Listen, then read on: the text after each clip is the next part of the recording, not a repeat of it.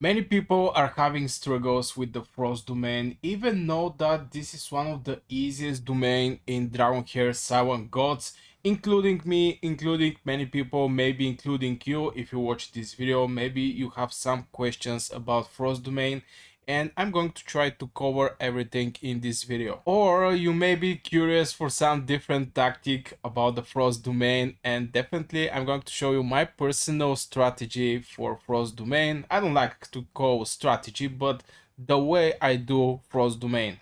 I think by sharing my information, I'm going to help some people. Of course, I also watch other creators that tips and tricks that they use also help me to pass. So I'm so happy that we can build this small community and I can share my personal experience with Frost domain and the way I do it. So you don't have struggles there. So a couple words about the Frost domain. We're going to just go directly there. This is the place. This is currently season 2, but it also applies for the season 1. Even in the season 1, the bosses are way more easy. So couple words about the boss is doing damage to cold and radiant heroes 60%, and also damage taken is reduced by 60%. So no cold, no radiant heroes in this raid.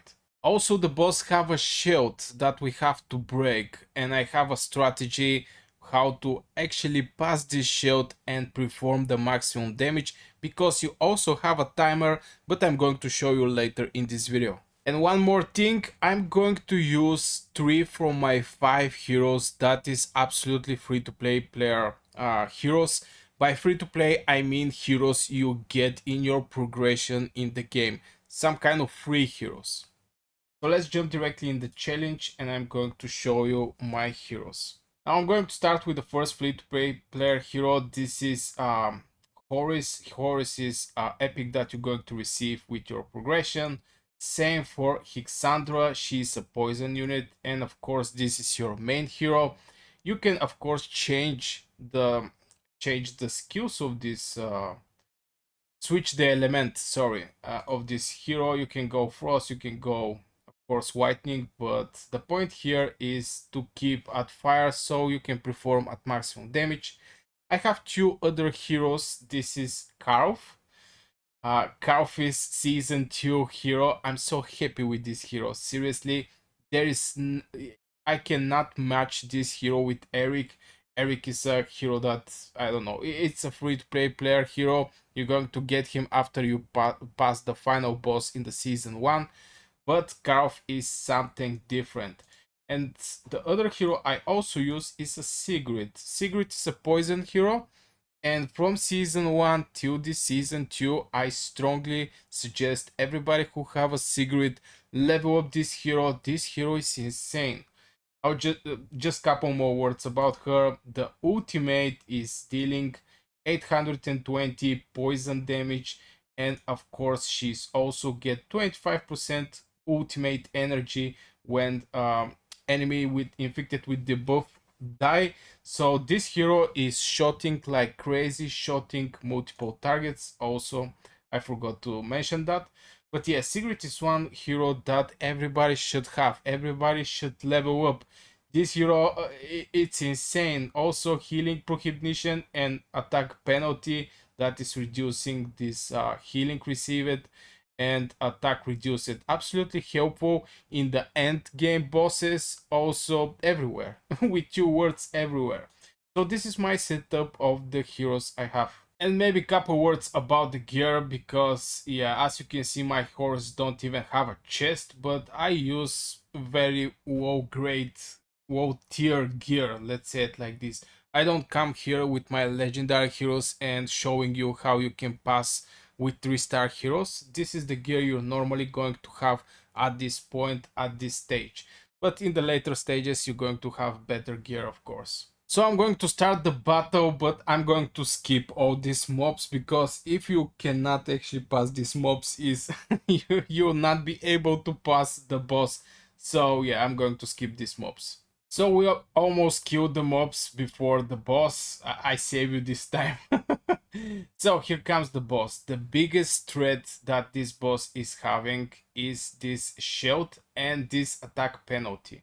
Right now we're going to use all the heroes, all the damage. Right now we have attack penalty. I'm going to take out all of my heroes like this. They're not going to fire up their skills when they're in the attack penalty. This video is mostly make it for the people who cannot break the shield. If you can't break the shield, just continue doing damage on the boss. I'm going to even show you how I'm going to break the shield. But the point here is, if you cannot break the shield, just save all your hero spells. Like this boss is, the moment the shield drop, you're not going to have this attack penalty and you're going to perform pretty decent damage. So I'm going to show you right now. I'm going to stop all of my heroes from firing up. Right now we're just waiting so we can get, only the healer by the way should heal. Rest of the heroes should actually just wait. Right now close to 4 of my heroes is ready. Okay, here comes the chance, and right now I'm going to use everything I have. No attack penalty, as you can see on my heroes, and they're going to do the maximum damage they can fighting this boss.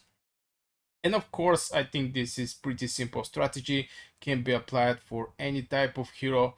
And yeah, if you have struggles with the shield, just let the shield. This shield is not going to do any damage to you. And this is, if you want to check, this is the skills of this boss, little more in deep, but the shield is basically the most important, and this attack penalty that many people actually hate.